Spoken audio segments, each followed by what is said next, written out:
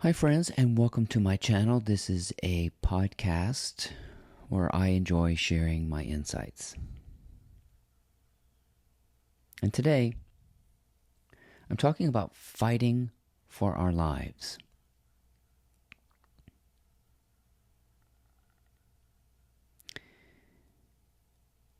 And what that means.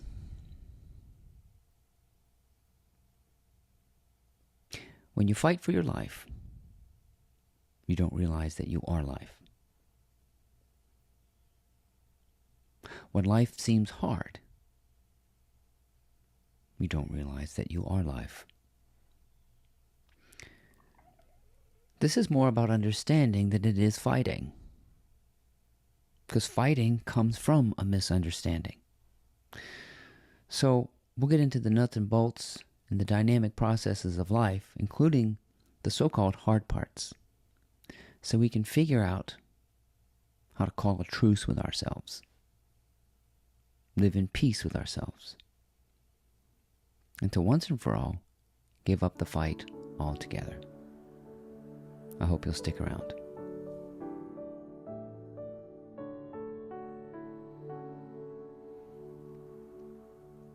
As in all dualistic,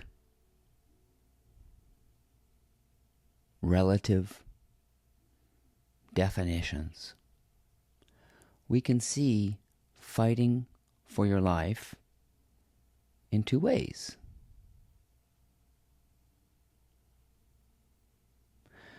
You can think of yourself as an aggressor, going after it, gritting your teeth, putting your head down, grinding, that sort of thing. This is a perception that what comes into your consciousness has nothing to do with you. It's just a roadblock. Just something that you have to saw your way through. So you become the alpha, dominant aggressor. Consider that worldview that you are the perpetrator. And so you force yourself upon what essentially pops into your awareness. And that's how many people live, trying to dominate illusions that seem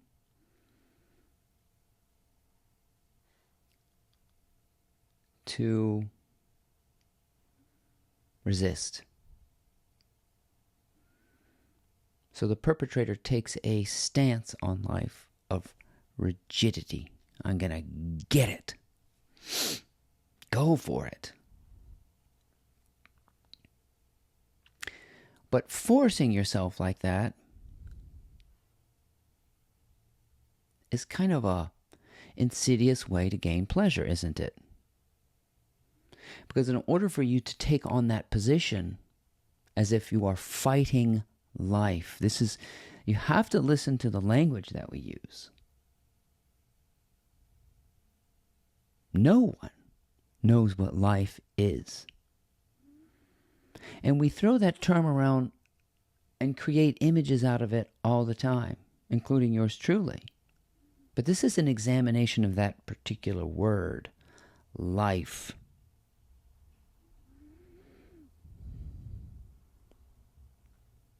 So if you're fighting for your life, first of all, you own it. You own life when you say, this is my life.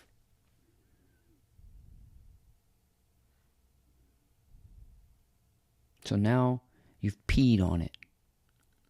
You've carved out your territory and it's yours.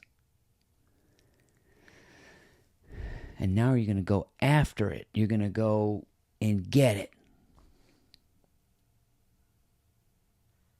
In order for that to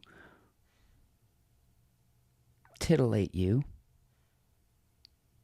to offer you any kind of pleasure, you have to create an image of something resisting you. Think of it this way. An aggressor loves to be feared.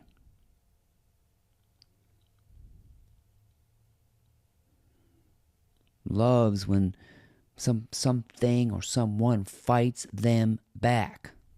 See, those two things, if you're the aggressor, what you perceive as life out there that you can go after, attack, and dominate. In order for you to have that persona, you have to be resisted. And the meeting of those two dualities, or that duality, the meeting of that duality perpetuates itself. Because you've thought of yourself as an aggressor, and we know that aggressive people love aggressive weaklings who resist. We like that. People who think of themselves as fighting for their life. In that way, you see, as the dominant one, the alpha. You got to get into the schematics of being a bully.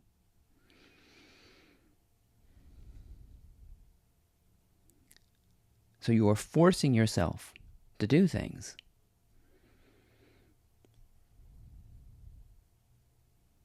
You're the perpetrator because you feel like there's a force opposing you.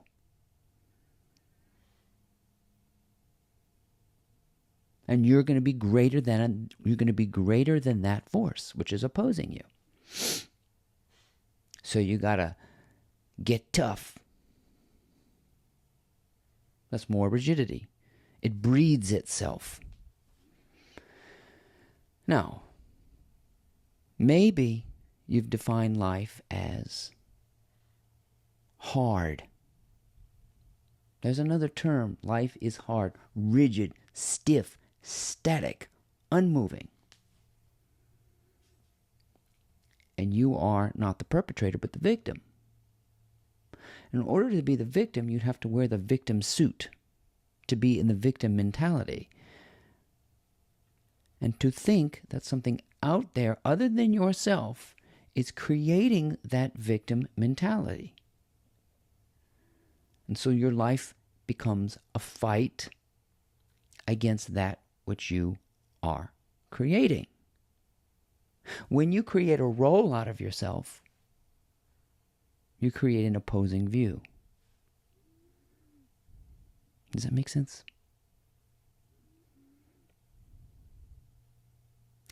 So the victim is forcing, running against that which they have implicitly created in a ghost role. To be a victim of your so-called life, you must put on the victim suit. That's why it's called victimhood. It is a role of damsel in distress. Now, when you are playing these roles so convincingly, you don't recognize it. When you are the aggressor, you don't recognize that you are fighting yourself. You do not know this. When you are playing victimhood, you don't realize that the images that you create about the future, the images you create about all the mean people doing things to you, invites more of it. Perpetrators love victims, and victims love perpetrators. What if those were two extremes of the same phenomena? Life itself. Getting lost in labels. Getting lost in a sensation of force, no matter what it is. Get into the mentality of this whole thing as if you can conceive of a violation of some kind. Think of it in terms of sexual violation. A rapist doesn't get off if the so-called victim wants it. It's no fun anymore for him or her.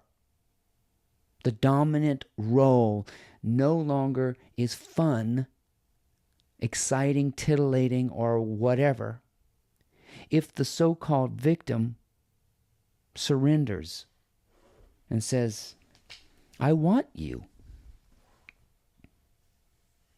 Yeah, do this to me. You see all of a sudden you're like, wait a minute.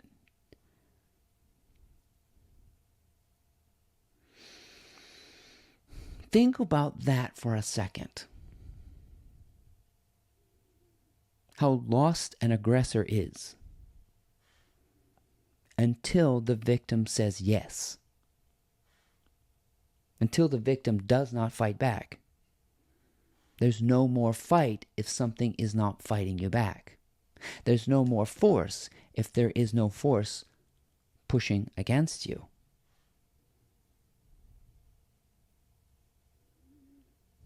And this is the piece we forget.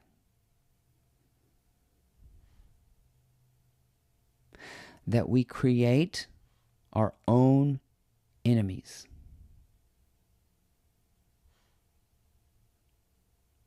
Whether or not you are a victim or an aggressor, you are playing the same part with yourself. What if the word life is just simply misunderstood?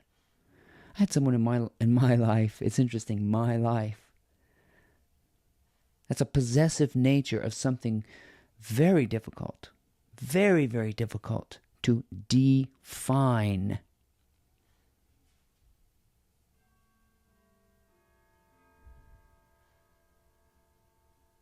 What if you are life? Somehow in the middle of these so-called polarities, what happens when you just become life? They're no longer your experiences because there's no experiencer experiencing, you see. That part of the equation gets rubbed out. What if you say something like, I hate my life? It's hard to say what that is, my life. It puts a possessive case on a story, which was imposed on a happening that is still going on. Whoa. I couldn't say that again if I tried. I have to go back and rewind the tape.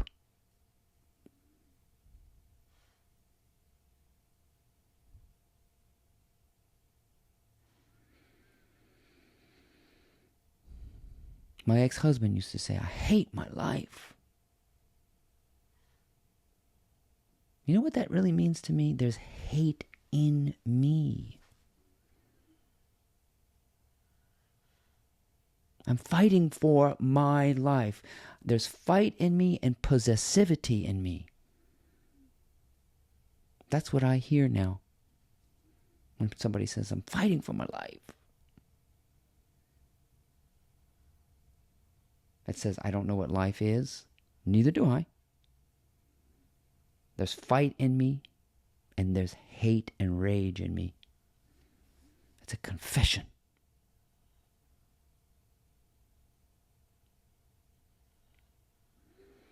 And all you got to do is douse the fire inside you. Call a truce inside yourself. And give up on the idea of my life.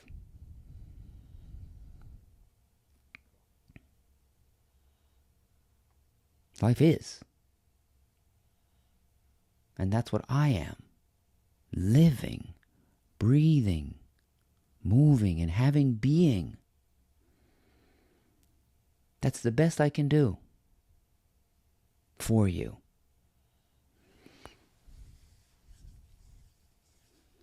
To give up the fight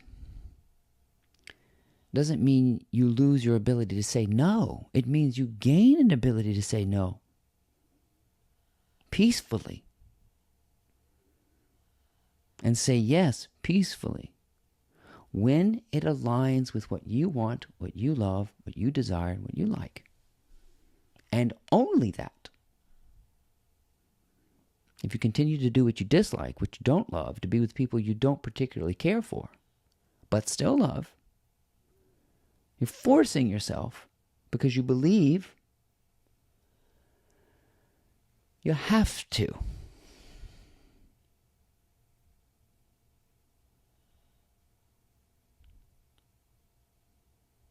As if something else is making you.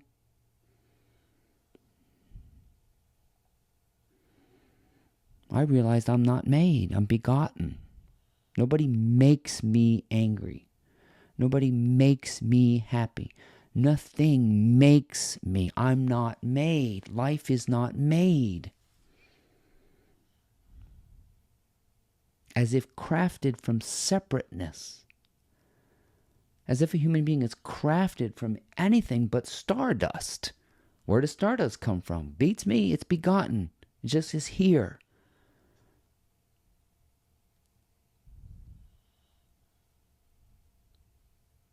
And what we are essentially doing is recreating or recreating, playing. There's no making. There's no forcing. There's becoming, maybe.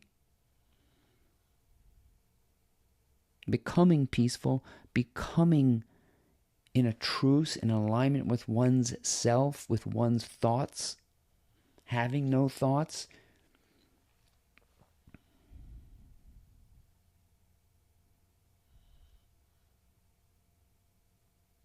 There is no fighting my life.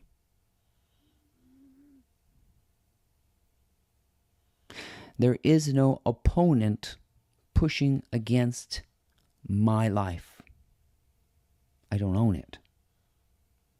Life is evolving and has been evolving for billions and billions and billions of years.